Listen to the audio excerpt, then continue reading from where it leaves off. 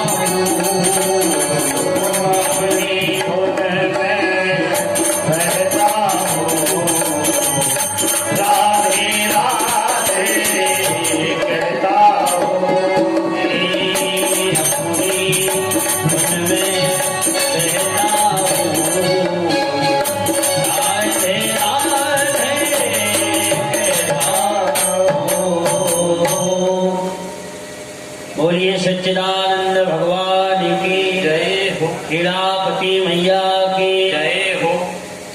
बड़े ही परम हर्ष का विषय है, आज इस विराट आयोजन का द्वितीय दिवस प्रबंध काल उपस्थित हुआ। सज्जनों, वास्तव में कल आप लोगों ने बड़े ही भाव से कथा श्रवण की। ये श्रीमद् भागवत महापुराण की कथा सूत जी महाराज 88,000 ऋषियों को गंगा की नैमिषारण्य की पवित्र धरती पर श्रवण करा रहे हैं और परीक्षित जी महाराज गंगा के किनारे बैठ के श्री सुखदेव स्वामी से भगवान की मंगलमयी कथा श्रवण कर रहे हैं। 18,000 श्लोक, 335 अध्याय, 12 स्कंद, श्रीमद् भागवत महापुराण, और ये पंचम वेद है। सज्जनों, पहली बात तो यह है कि कलिकाल है। कलिकाल में इससे सुंदर और इससे अच्छा और इससे सरल कोई साधन नहीं है जो मानव का कल्याण करने के लिए सक्षम हो। केवल और केवल श्रीमद् भागवत ही मानव मात्र का कल्याण कर सकती है। बड़ा अद्भुत ग्रंथ है सज्जनों, लेकिन सबसे बड़ी विडंबना यह है, इस मार्ग की ओर बढ़ जाए वो बहुत भाग्यशाली है। पहले नंबर तो हमारा मन ही नहीं करता, और ऐसे कलिकाल में भी यदि इस तरफ हमारा कदम बढ़ जाए, ये भगवान की कृपा नहीं है भाई। कृपा तो ये समझ लो, यदि आप से कोई पूछे कि काय भैया कुशल मंगल है, तो आप यही कहोगे भगवान की कृपा है। अब कृपा कैसे है? कृपा माने हमारा शरीर भी स्वस्थ है, पत्नी भी आज्ञाकारी है, पुत्र भी आज्ञाकारी है, परिवार में सब संपन्नता है, धन धान से सुखी है। ये क्या है? भगवान की कृपा है। और इन सब व्यवस्थित चीजों के बाद भी सज्जनों, यदि भगवान की कथा तरफ, भगवान के कार्यों तरफ हमारा मन बढ़ जाए, हमारा कदम बढ़ जाए, तो ये कृपा नहीं है। ये क्या है? ये तो अति कृपा है। भाई हम स्वस्थ हैं, भगवान का दिया हुआ सब कुछ है, तो ये तो कृपा है। लेकिन इन सब के भोगने के बावजूद भी यदि भगवान के कार्य में हमारा मन लग जाए, हमारा चरण चल जाए, तो समझ लेना ये कृपा नहीं है। क्या है? ये तो अति कृपा। मानस में गोस्वामी जी कह रहे अति से अति हरि कृपा जाहि पर हो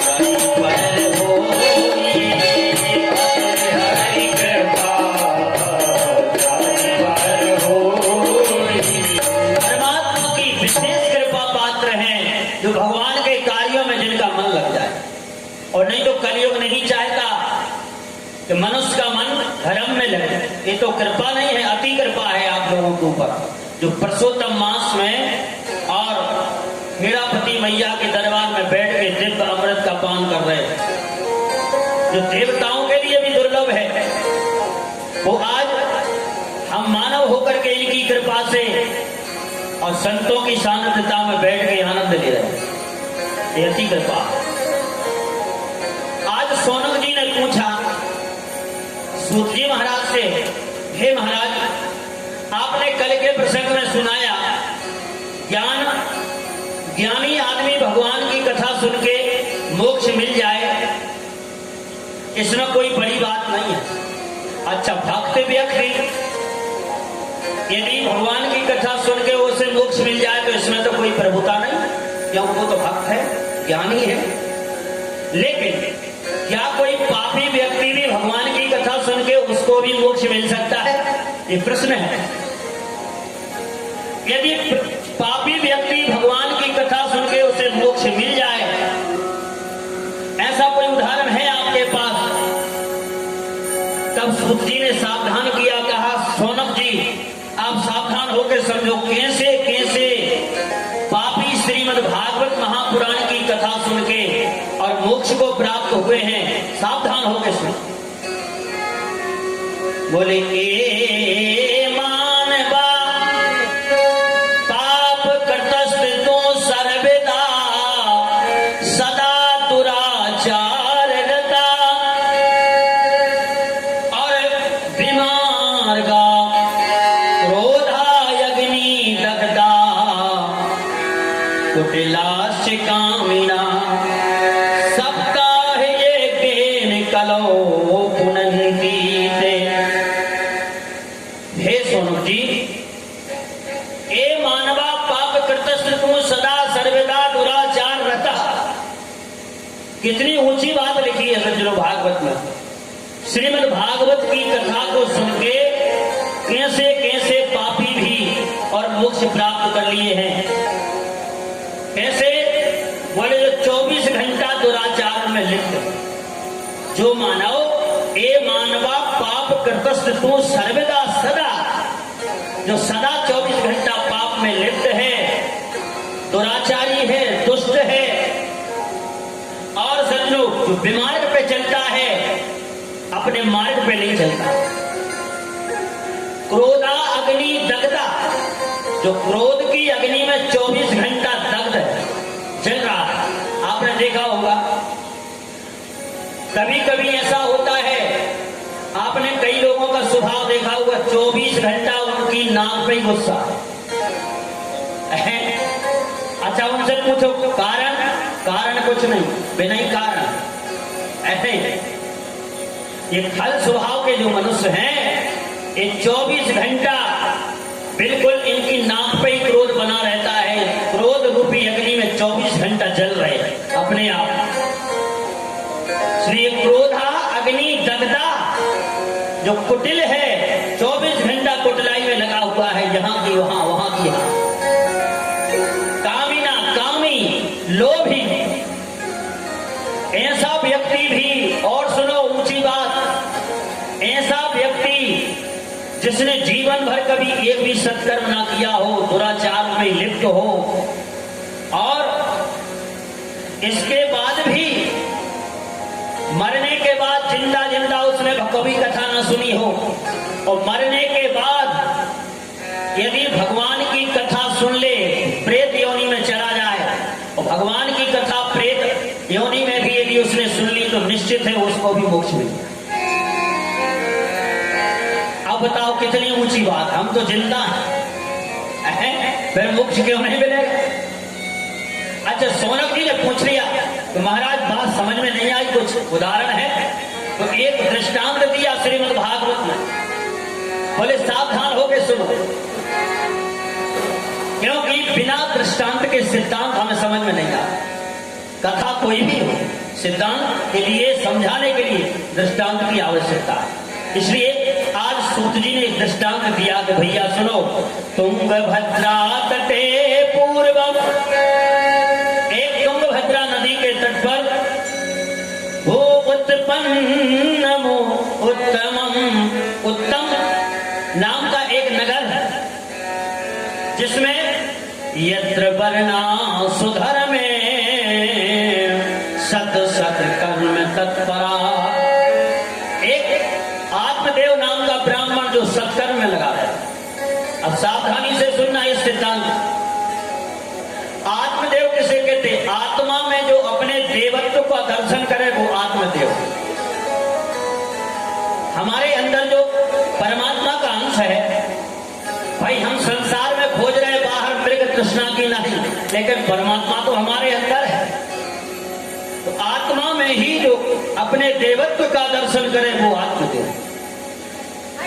ऐसे आत्मदेव ब्राह्मण सज्जनों, लेकिन इनके यहां जो धर्म पत्नी है, पंडित जी बड़े सरल और सुशील, लेकिन इनकी पत्नी बिल्कुल विपरीत स्वभाव, बोले तो ऐसा लगे जैसे मिर्च छिड़क रही, और नाम भी बड़ा खतरनाक, जैसा नाम वैसा काम, यथा नाम तथा गुण। नाम क्या है? धुंधली है। तो सज्जनों, आत्मदेव ब्राह्मण पुरोहिताई का कर्म करते हैं, भगवान का दिया हुआ सब कुछ है। सावधानी से सुनना सिद्धांत सज्जनों, इसका बहुत ही, ये धुंधकारी की कथा नहीं है, हमारी और आपकी कथा। इसका आध्यात्म अर्थ क्या है हम आपको बता रहे हैं सज्जनों। इसका नाम धुंधली, सब कुछ दिया हुआ भगवान का है आत्मदेव ब्राह्मण के पास, लेकिन एक भी बेटा और बेटी नहीं है। घर में जहां तक एक गाय बंधी है वो भी बांध, एक वृक्ष लगा है वो भी सूखा है, आज तक उसने फल नहीं दिए। एक गाय बनी है वो भी बांध, तुलसी का बिरवा है वो भी सूखा। चार चीजें यदि किसी के पास आपको प्राप्त हो जाए तो शास्त्र कहता बड़ी कृपा। कौन कौन सी अच्छी आपके अनुकूल मिल जाए? कौन कौन? सबसे पहले पत्नी, और नहीं सब कुछ हो, पत्नी गड़बड़ हो तो गृहस्थी की गाड़ी ठीक नहीं चलती, ऐसे। इसलिए सबसे पहले तो आया है पत्नी, और नहीं तो लिखा है कुग्राम बासा कुलहीन सेवा को भोजनम क्रोध मुखी चभार्या। यदि क्रोध करने वाली पत्नी घर में है, 6 चीजें यदि घर में किसी के हैं तो हमारे शास्त्र कहते हैं उसे आगे की जरूरत नहीं है, वो तो बिना ही आगे के चल गया। कौन कौन? बोले कुग्राम बासा, बुरे गांव का बसना, कुग्राम बासा कुलहीन सेवा। ऊंची जाति का आदमी कुलहीन की सेवा करे तो बताओ, सेवा तो कर रहा है लेकिन अंदर से धड़क रहा है। इसलिए कुलहीन सेवा को भोजनम, जो बिना सम्मान के भोजन मिल रहा है, दुत्कार है, भोजन तो कर रहा है लेकिन अंदर से चल रहा है। कुभोजनम क्रोध मुखी चभार्या, क्रोध करने वाली पत्नी। और सजनो मूर्खस्य पुत्रा, यदि मूर्ख बेटा घर में हो तो बताओ फिर क्या होगा। इसलिए मूर्खस्य पुत्रा विधवा च कन्या, घर में यदि कन्या विधवा बैठी है तो बिना अग्नि न प्रदहेत काय, बिना अग्नि के ये 6 चीजें उस व्यक्ति को जला के राख कर दें। इसी प्रकार आज आत्मदेव ब्राह्मण के पास सब कुछ है, लेकिन पत्नी क्रोध करने वाली।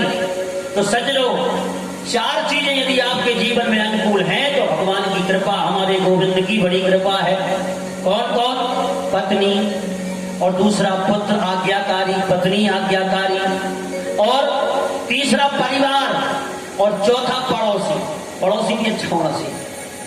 और नहीं तो सवेरे सवेरे तो सही से उससे टक्कर होना, नहीं उसका ही वो देखना। और 4 चीजें आपके जीवन में अनुकूल हैं तो बड़ी कृपा। आज आत्मदेव ब्राह्मण के पास ना तो पत्नी ठीक है क्रोध करने वाली, और सज्जनों पुत्र तो है ही नहीं है, और पड़ोसी भी इतने गजब के मेरे आना जाना शुरू हुआ। पंडित जी से बोले, पंडित जी तुम्हारे घर में जो तुलसी का पौधा लगा है सूख क्यों रहा? अरे बोले भैया आप जल तो अपने हाथ से ही देते हैं, सूख रहा तो हम क्या करें? और गाय बांध बनी है, आज तक इसने कुछ बच्चा बच्चिया नहीं दिया, और वृक्ष भी बांध उसमें भी फल नहीं लग रहे। अब पड़ोसियों ने उसे जमाना प्रारंभ कर दिया। अब बोले भैया कारण तो हम नहीं जान सकते। पड़ोसी बोले सुनो कारण हमें पता है। बोले क्या है? बोले तुम्हारे पितृ देवता तुमसे नाराज हैं। अच्छा क्यों नाराज हैं? बोले इसलिए नाराज हैं क्योंकि तुम्हारे यहाँ कोई संतति नहीं है, बेटा नहीं है, इसलिए तुम्हारे हाथ का जल देवता स्वीकार नहीं करते, इसलिए गाय भी बांध बजी है।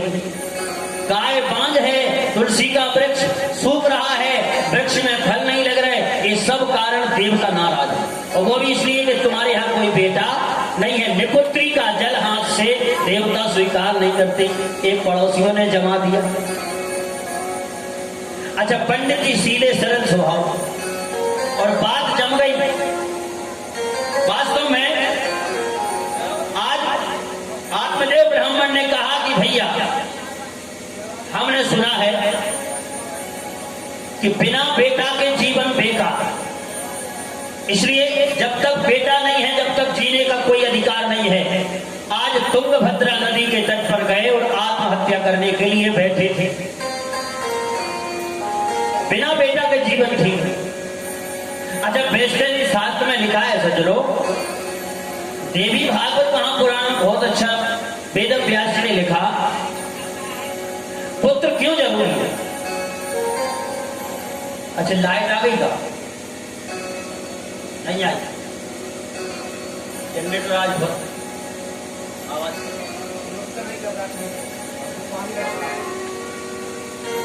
बोलिए सच्चिदानंद भगवान की। पुत्र क्यों जरूरी है?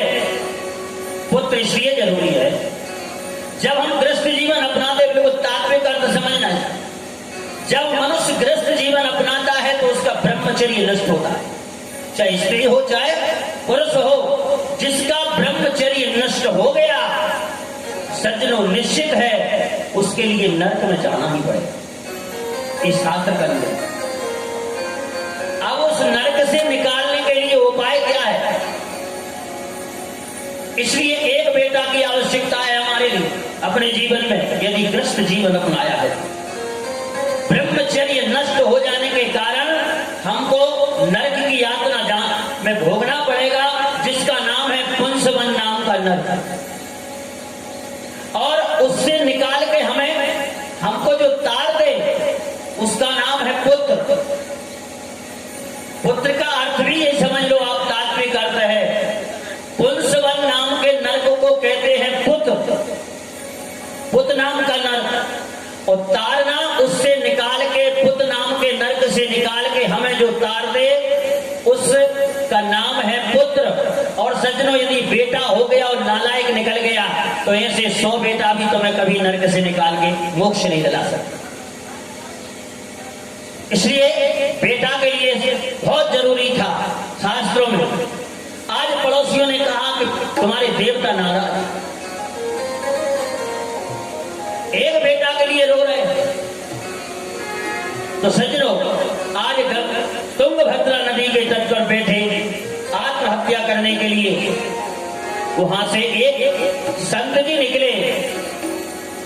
संत जी ने देखा कि समझ में तो ऐसा आ रहा कि ये ब्राह्मण है लेकिन दुखी है, चल करके पूछना चाहिए आकर इसके दुख का कारण क्या है। तो संत तो बड़े दयालु होते हैं, क्योंकि संत का हृदय बहुत कोमल होता है।